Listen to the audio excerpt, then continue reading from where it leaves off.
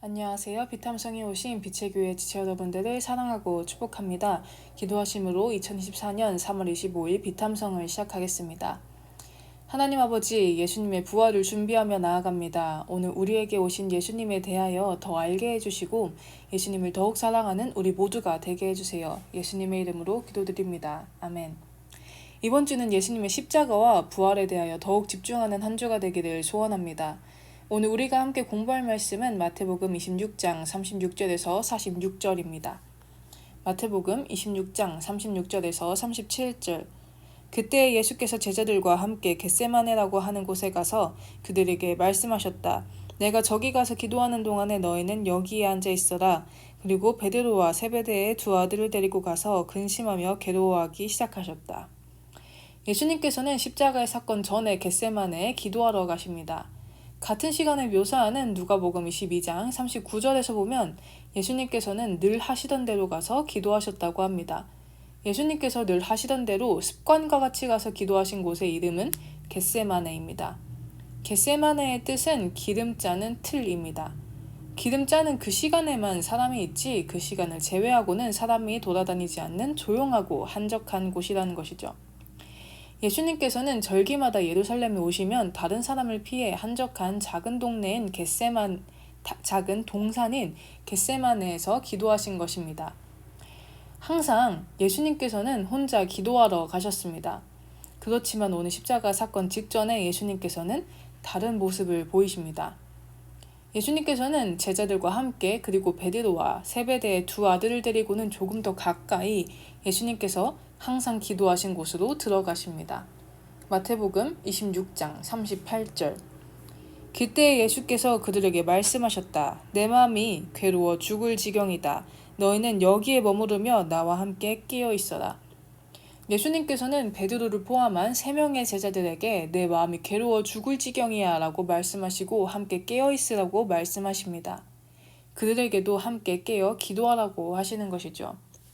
마태복음 26장 39절.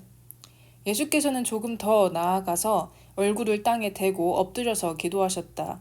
나의 아버지, 하실 수만 있으시면 이 잔을 내게서 지나가게 해주십시오. 그러나 내 뜻대로 하지 마시고 아버지의 뜻대로 해주십시오. 예수님께서는 얼굴을 땅에 대시고 엎드려서 기도하십니다. 이때 당시에 기도하는 모습을 보면 보통 손을 들고 서서 기도했습니다.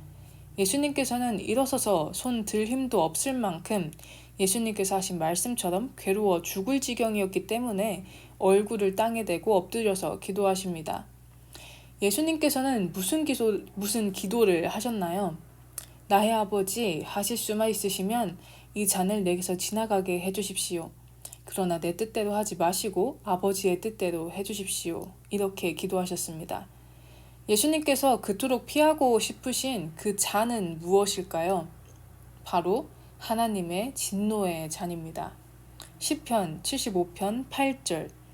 주님은 거품이 있는 잔을 들고 계신다. 잔 가득히 진노의 향료가 섞여 있다. 하나님이 이 잔에서 따라주시면 이 땅의 악인은 모두 받아 마시고 그 찢기까지도 핥아야 한다. 하나님의 진노의 그 잔은 이 땅에 있는 악인들이 마셔야 하는 잔입니다. 예수님께서 고민하고 슬퍼하며 피하고 싶으셨던 그 잔은 우리의 죄의 잔입니다. 예수님께서는 피하셔도 문제 없으셨습니다. 본래 죄에 물들여져서 죄 속에 있는지도 모르던 우리가 마셔야 하는 하나님의 분노의 잔을 예수님께서는 십자가로 대신 마셔주신 것입니다. 예수님께서는 하나님의 분노의 잔을 십자가를 통해 구원의 잔으로 바꿔주시고 우리에게 주셨습니다. 우리는 흔히 십자가를 생각할 때 십자가로 인한 몸의 통증과 고통을 생각할 때가 많습니다. 그러나 예수님에게 가장 고통스러운 것은 십자가로 인한 몸의 고통이 아닌 하나님의 분노의 쏟아짐이며 삼위일체 하나님으로 하나님과의 영원한 연계 속에 계셨던 예수님의 우리 죄의 짊어짐으로 인한 하나님과의 분리입니다. 예수님께서는 그토록 피하고 싶으셨지만 하나님께 이처럼 기도하십니다. 그러나 내 뜻대로 하지 마시고 아버지의 뜻대로 해주십시오. 예수님께서 원하시는 것은 하나님의 분노를 피하는 것이었지만 예수님께서는 자신의 뜻이 아닌 하나님 아버지의 뜻에 순종하시기를 기도하십니다. 예수님께서는 나를 따르려거든 자기를 부인하고 자기 십자가를 지고 따라야 한다고 말씀하십니다. 예수님 믿는 것은 나 자신을 부인하는 것입니다. 그리고 기도는 나 자신을 부인하는 시간입니다. 그리고 예수님께서는 자신을 부인하며 십자가를 지는 것이 어떤 것인지 몸소 보여주십니다. 예수님께서는 이렇게 나의 생각과 나의 뜻이 아닌 하나님의 뜻이 어떻게 순종해야 하는지 보여주시며 우리에게도 동일하게 하라고 말씀하시는 것입니다. 우리는 이렇게 질문할 수 있습니다. 이 순종 예수님이라 가능한 거 아닙니까? 라고 말할 수도 있습니다. 하지만 하나님께서는 자기 부인과 내려놓음을 도와주시는 분을 이미 우리에게 보내주셨습니다. 로마서 8장 26절. 이와 같이 성령께서도 우리의 약함을 도와주십니다. 우리는 어떻게 기도해야 할지도 알지 못하지만 성령께서 친히 이루 다 말할 수 없는 단식으로 우리를 대신하여 간구하여 주십니다. 성령님께서는 우리의 기도, 우리의 약함을 도와주십니다. 나는 약하여서 더 이상 순종하고 싶지 않을 수도 있습니다. 예수님께서 우리에게 말씀하신 나를 부인하고 나의 십자가를 지라는 그 말씀이 너무 무거울 때도 있을 것입니다. 그러나 우리가 하나님, 나는 못합니다 라는 마음으로 힘이 없어서 가지런히 무릎을 꿇고 손을 모으지 못하고 그저 하나님 앞에서 엎드려져 있을지라도 하나님께 나아가서 기도하면 하나님께서는 우리가 올바른 기도를 할 수 있도록, 우리가 올바른 삶을 살아갈 수 있도록 인도해 주시고 도와주십니다. 예수님께서는 제자들과 함께 겟세마네 동산으로 가셔서 이것을 보여주셨습니다.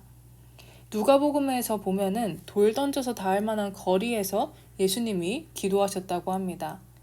예수님께서는 하나님의 뜻을 따라 살아가는 자기 자신을 부인하는 삶이 어떤 것인지를 보여주시는 것입니다. 제자들은 이때 어떻게 하고 있었을까요? 마태복음 26장 40에서 41절. 그리고 제자들에게 와서 보시니 그들은 자고 있었다.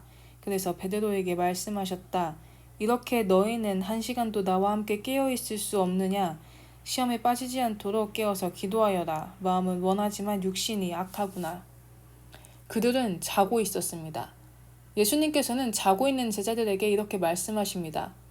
이렇게 너희는 1시간도 나와 함께 깨어 있을 수 없느냐? 시험에 빠지지 않도록 깨어서 기도하여라. 마음은 원하지만 육신이 약하구나.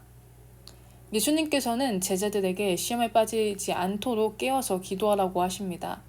신앙을 꺾으려고 하는 외적인 시련과 죄를 범할 수 있는 내적 유혹 앞에 굴복하지 않도록 기도하라고 하십니다.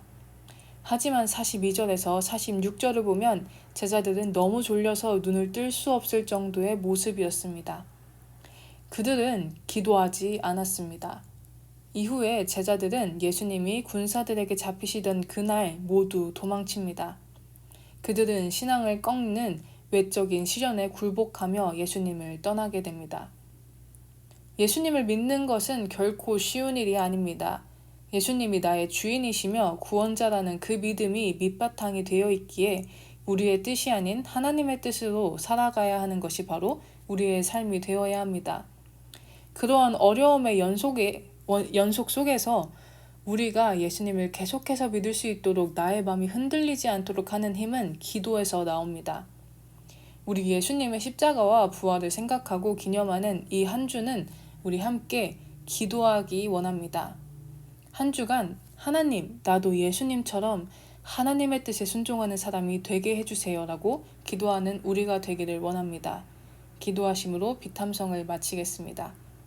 살아계신 하나님, 우리가 하나님의 말씀에 순종하는 사람들이 되기 원합니다. 우리가 시험에 빠지지 않도록 기도하오니 우리와 함께 해주시고 우리를 도와주세요. 예수님의 이름으로 기도드립니다. 아멘.